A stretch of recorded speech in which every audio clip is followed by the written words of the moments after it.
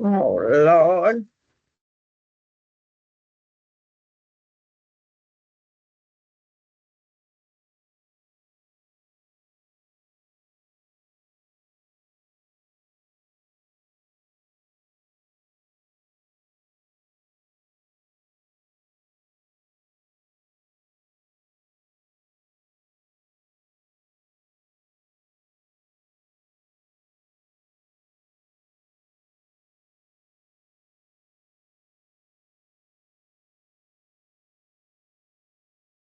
Mhm.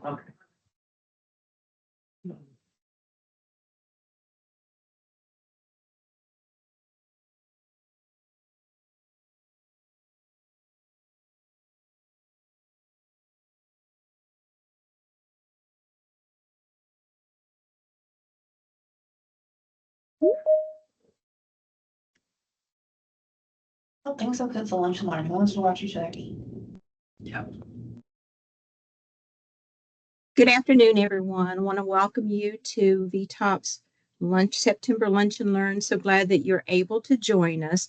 We'll go ahead and get started so we'll have plenty of time for our speaker. So just let you know that we are recording this session. So let us know if you have any problems with that, but we are recording it. Also today, we want to remember, as you know, today's 9/11. We want to reflect and remember the significance of this day. And what brought about the topic of this Lunch and Learn is September the 14th is National Virginia Day. So if you didn't know that, then on the 14th, you can celebrate National Virginia Day. So we thought what better way to celebrate that today is to discuss ways to build strong relationships with our career champion partners on campus. So today our guest speaker will be talking about that and ways to foster career readiness culture in higher education. But before I turn it over to our guest speaker, Sam Ratcliffe, just a little housekeeping. If you want to use the chat to put in questions, comments, please feel free to do so. Also, if you just want to put your name and your contact information, please use the chat. And so also just feel free to, chat among yourselves. And then we finish with that, I'll turn it over to Sam Ratcliffe to do the speaking, and then he'll have time for Q&A at the end. And then around 12:50, my colleague Courtney will put a link in the chat for your survey for you to fill out. Please fill that survey out to give us feedback. Just let us know how it went today, any suggestions that you may have, also suggestions on future sessions that you might think would be good to have. And then Courtney will put a second link into the chat, and this will be the registration for our October Lunch and Learn, which will be on building bridges, mentorship into action. So I hope you'll be able to join us for that. So after the Q&A, Alicia Bazemore will close us out. So I hope you will enjoy this. So now I am really excited to introduce my friend and colleague, Sam Ratcliffe. Sam has been the president of VACE and NACE, and he has been the driving force behind the development of our modules here at VTOP. So at this time, I'm going to go ahead and turn it over to Sam. And Sam, thank you so much for joining us today. Great. Carolyn, thank you so much. And it's my pleasure to be with all of you today to talk about our Career Champions course. And we're just excited about the possibilities of this moving forward. So let's talk a little bit about the agenda for today, which will be the second slide in the series. We're going to first talk about the development of the course, how it evolved, and then we'll look at an overview of what's included in each of the modules. Followed by then we'll look at each module separately for specific content, and then we'll end it with looking at ways forward for developing career champion programs. So next slide, please. So many institutions, the majority of students complete programs and often graduate without availing themselves of institutional professional services that are related to career development. For a long time, students have developed meaningful relationships with faculty, administrative staff members, coaches, advisors, and others with whom they have interacted. As those relationships strengthen, students naturally build on that trust and ask for advice about multiple areas, including career development decisions. These institutional representatives have become career development influencers for students. And while they have the best of intentions, they are often limited in their knowledge of career development issues and practices. But in recognition of their valuable impact for students and to expand the reach of career services professional staff, this course entitled Becoming a Career Champion was developed and launched in 2024. For background information, I developed most of the original content and then worked with a learning management system vendor for additional curriculum development and instructional design to build each of the modules. We were supported by an outstanding advisory work group of experienced practitioners who provided editing feedback and also beta testing. Next slide. So in addition to the content items that you see on this slide, each module has learning application activities, reflection questions, videos, extension resources, sample documents, and other information to augment the user learning experience. All of our modules are ADA and 508 compliant with accessibility support tabs and videos via YouTube with closed captions. All module sets include a course walkthrough, Canvas orientation, and information related to accessibility support. You can access this course at the bottom of, at the VTOP website and at the URL listed on the bottom of each slide in this presentation. Next slide.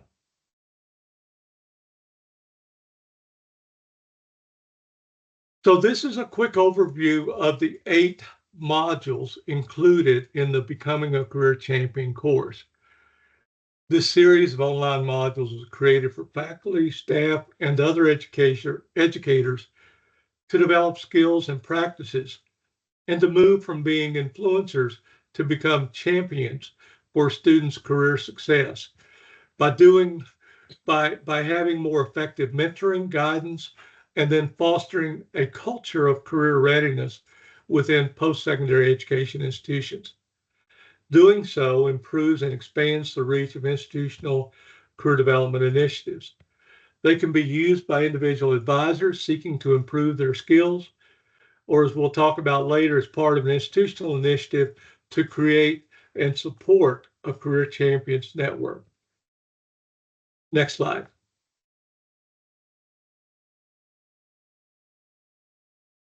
So let's take a look then at each module and with more specificity on what the actual content is.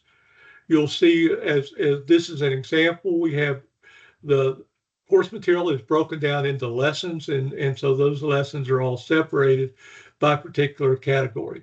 So in this particular slide, it's about developing and building student career readiness. Of course, the concept of career readiness has been discussed in higher education for many years. And the Association of Career and Technical Education suggests that career readiness involves 3 major skill areas: core academic skills and the ability to apply those skills in concrete situations in order to function in the workplace; employability skills, such as critical thinking, adaptability, professionalism, collaboration, and responsibility that are essential in any career area. Then the third category is technical skills that are job specific and related to a specific career pathway. This module includes information on career development modules and career readiness, as well as career exploration modules and competency development strategies based on the NACE competencies for career readiness. Next slide, please. This module delves into the facilitation of career exploration and career planning, emphasizing that career paths aren't always linear. Each person's path will be different, and often they lead to unexpected places. Key information is included about the nonlinear nature of career development, debunking common career development myths, exploring the first stages of a career development cycle, and offering summaries of popular student and career development theories. Next slide, please.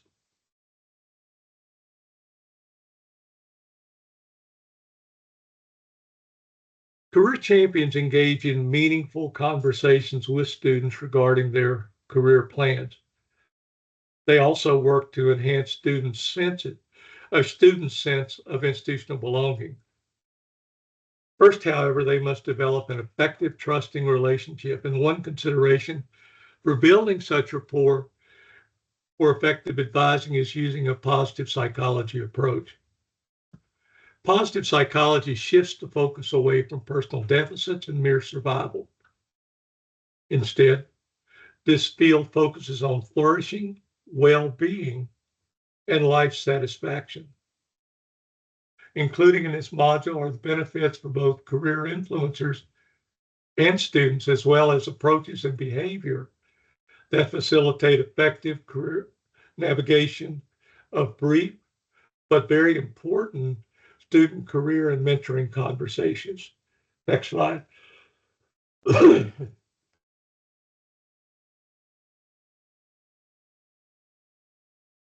This module focuses on the gaining experience stage of a career development cycle.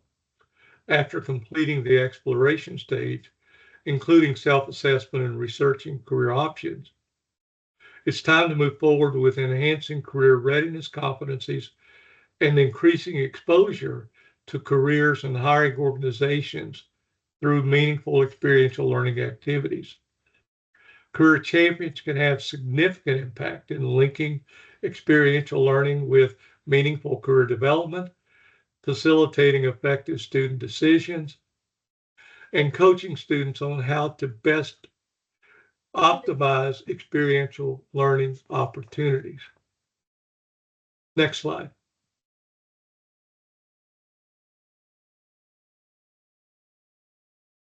So in the important area of empowering professional presence and development, as students gain experience, they learn more about what it means to be a professional in their field. Career champions can increase student awareness of employer expectations, both in terms of professionalism and professional development criteria that are needed for workplace success. In addition to enhanced awareness, career champions can help students with gap analysis for each professional development area, identify areas of greatest need, and suggest strategies and activities to help them improve. This module offers several different professional growth and development options for students to consider. Next slide.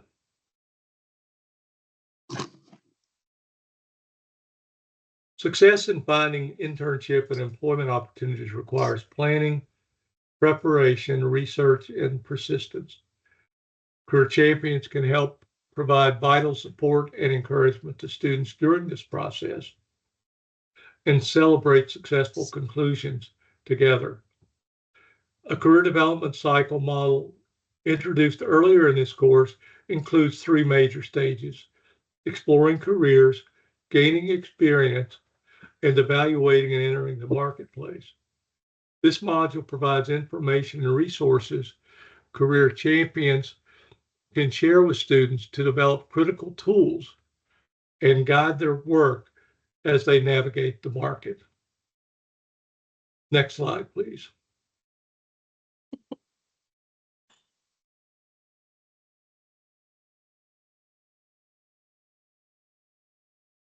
The next step for students looking for internships, jobs, even graduate school and other programs is to develop their interview skills.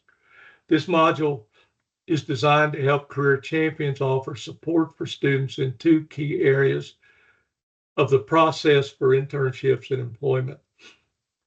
These areas include effective preparation for the interview,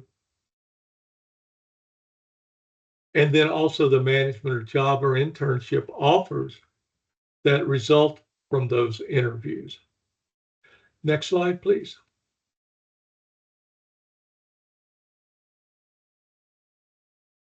While there is much a career champion can do on their own to help students prepare for their career paths, institutions also can benefit significantly from a network of career champions who have access to shared resources and the ability to share with each other.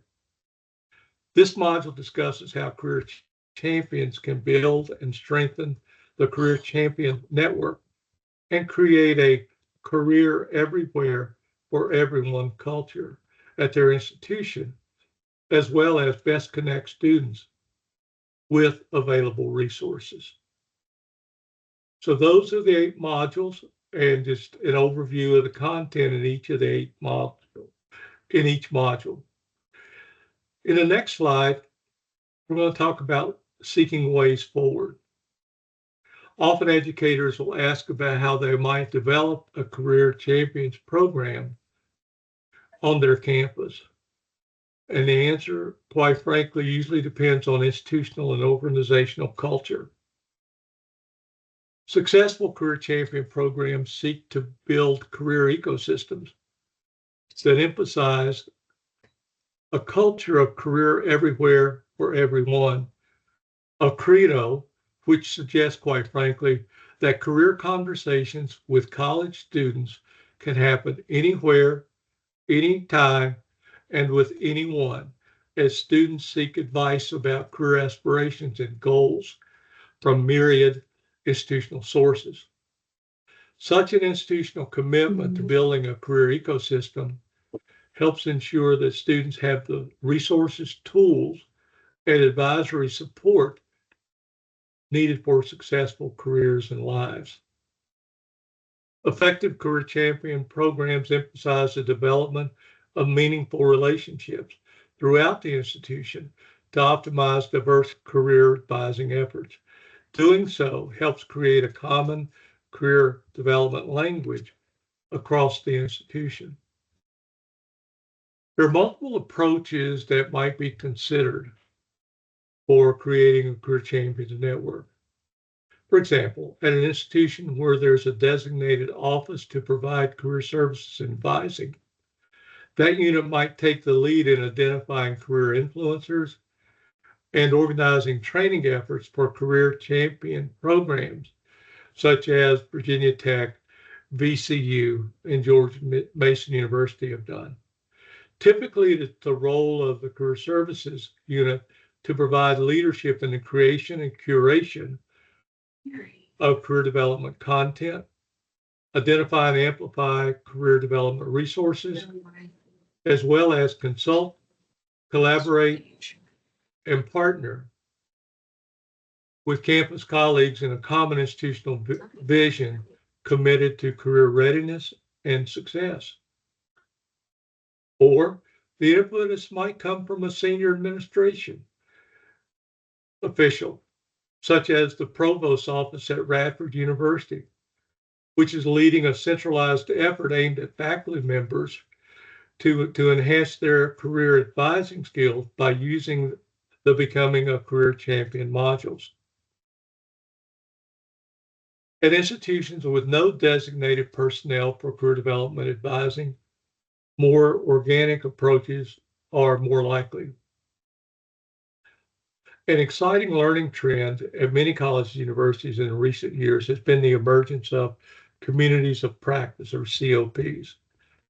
These are groups of practitioners from across an institution who interact regularly to teach one another, share resources to address challenges, and find inspiration in their connections and creativity in an area of mutual interest. They provide a cost-effective way to share information, solve problems collectively, innovate, and train new faculty and staff members. Stronger COPs engage as many members as possible in the planning, training, and reflection activities. For all of these efforts, the Becoming a Career Champion course can be a valuable resource for building a successful Career Champions program. At this time, I'm wondering if there are any questions from those attending today's webinar.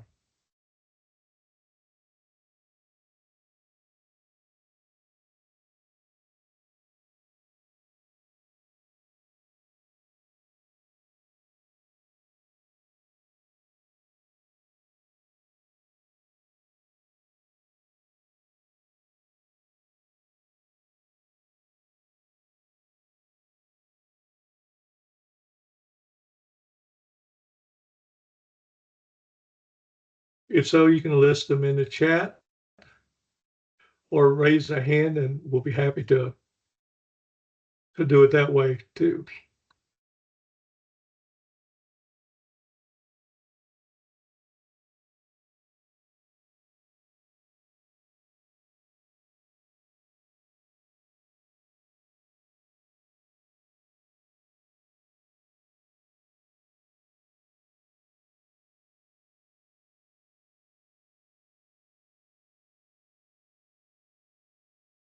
I don't see any questions in the chat, just a thank you.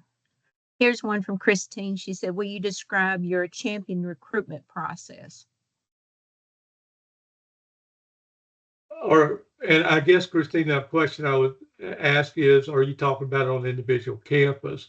Because we don't recruit champions ourselves, but we do offer information on how to create a career champion program on an individual campus. Some of the things that we have seen is first of all, people go out and identify who are the current career influencers, who are the faculty and staff members, and they can be teaching faculty, they can be administrative faculty in key areas like residence life, athletics, other areas. Because of their natural engagement with students, they build those relationships. So I think in terms of recruitment process, the idea is first find out who are the influencers out there, because those are the people that will likely continue the work that they're doing, but without the resources available through a career champion process. That certainly is one strategy for outreach to it. I think at Radford University, the provost office announced it to the faculty as a valuable resource for them. And there are 52, I think, faculty members currently enrolled in that course. And so that's another way to do the recruitment process through top central support. So I think in terms of the recruitment process, identifying who the influencers are. I think once a program is developed and people find out about it, it begins a life of its own. And so I think it's less work about recruitment people, but it's about building and strengthening the program as it continues to evolve. I hope that helps. That's some of the things that I'm seeing take place on different campuses, and I hope that's a helpful response to you, Christine.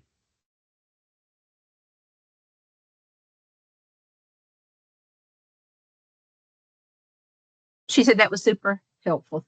Oh, great. Any other questions for Sam?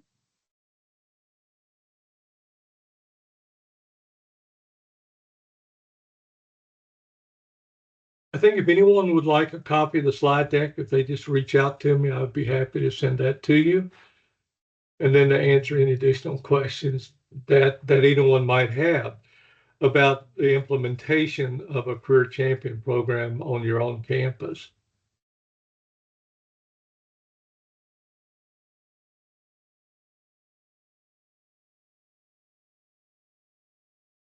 Seeing no other questions, Carolyn, I'll turn it back over to you then.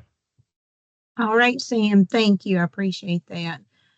So I'm going to go ahead and ask my colleague if she'll go ahead and put the survey link in the chat. So if you'll please fill that out and just give us feedback because we value your input. And then also there'll be a link on there to take you to register for our next Lunch and Learn in October. And so that will be on the mentorship in action. And that will actually be me presenting. So please don't let that deter you from registering and joining us. So at this time, I'm going to go ahead and turn it over to Alicia Bazemore to close this out. Thank you all for joining the session. Thank you, Sam, for sharing information about our modules and so forth. We really appreciate the work that you've been doing in that area. And we really appreciate the institutions with engaging with a lot of our resources that we offer here at the state level. We learned early on that there was a gap in resources at each of the institutions, at some of the institutions. So we wanted to kind of help with filling that gap. And part of that process was to offer some level of training and resources for not only the institutions, but also for students and for employers. Also, part of that process too was to really be able to create some common language around internship experiences and work-based learning experiences. So again, thank you for those who are using the resources that we have here at the state level. We encourage you to continue to use them because the word is growing even more about Virginia having some level of education and training side about what high quality, internships and work-based learning experiences look like for students. And so we've heard from a lot of national leaders that have said that Virginia is kind of leading the way in terms of internships and work-based learning and how we are kind of working together to ensure that we're offering these meaningful experiences for students and also employers. So kudos to many of you that are on the call, the institutions across the state that are doing this work with ensuring that students are experiencing or having these high quality experiences and that we're educating them on what high quality means in Virginia. Again, we thank you for joining the call. We thank you for supporting the work that's being done. And we also encourage you to continue to reach out to us regarding some of the available resources we have. More to come in terms of the resources that we begin to deploy out here at the state level. We've heard from many of the institutions regarding some of their needs. And we want to be able to help to support in whatever way that we can. Again, thank you for your participation. I won't hold you too long. You have 30 minutes to eat lunch or take a break or whatever. So again, thank you. And thank you, Carolyn, for hosting these series. We hope that in the future that we can continue to host these sessions. And we want to hear from you regarding topics for future sessions as well. We'll hang out for an after party if you have any questions.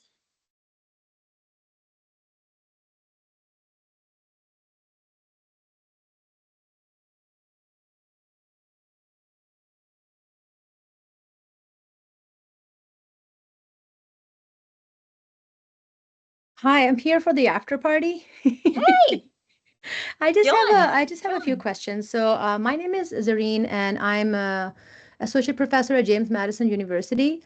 And I'm not directly connected to the outreach and student engagement in the workforce.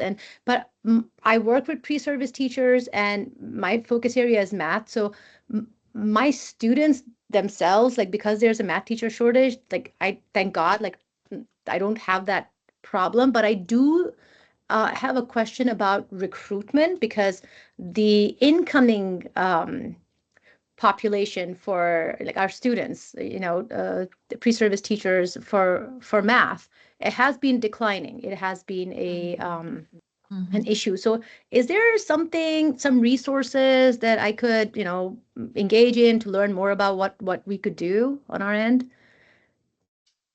Meaning to recruit more students within the field To encourage people, like, to encourage students to become math teachers. And another is more like a philosophical question. So Mhm. you may not have an answer for that, but this is something that we discuss. It's this idea that teaching as a profession is Yeah. it's not considered a prestigious profession by, like, if I look at Gen Alpha or even Gen Z, they don't see teaching as something that they want to go into because it has a bad reputation. So I used to be a high school math teacher, and at that point it was like, it was something you go into because you're passionate about it. And but over the years, like especially the current generation, they're not they don't see it as something that, Yeah. if they know math, like why should I go into teaching? So Yeah. I don't know if you have answers for these, but I thought that maybe there's Yeah. some resources where there's already some conversation happening that I can be a part of someplace. Yeah, so our focus has really been on, internships and some of these other work-based learning activities, project-based and so forth. So our focus hasn't really necessarily been specifically on majors, but although we're inclusive of all majors, I think at times some folks would like for this program to maybe specialize in certain areas, of course, the STEM or Yeah. yeah, but we're not that type of department. We're not that type of a initiative. Our initiative is we believe that if the major is offered, then we are going to offer resources to help support areas to promote internships and work-based learning activities. Yeah. And so that's where our focus has been on. So we're not exclusive to just one major Yeah. or the high needs major, IT, nursing. We think they're all important, right? Which makes So, sense. So something you might Yeah. consider though is reaching out. You said you're at James Madison University. Yeah. So Libby Wesley is the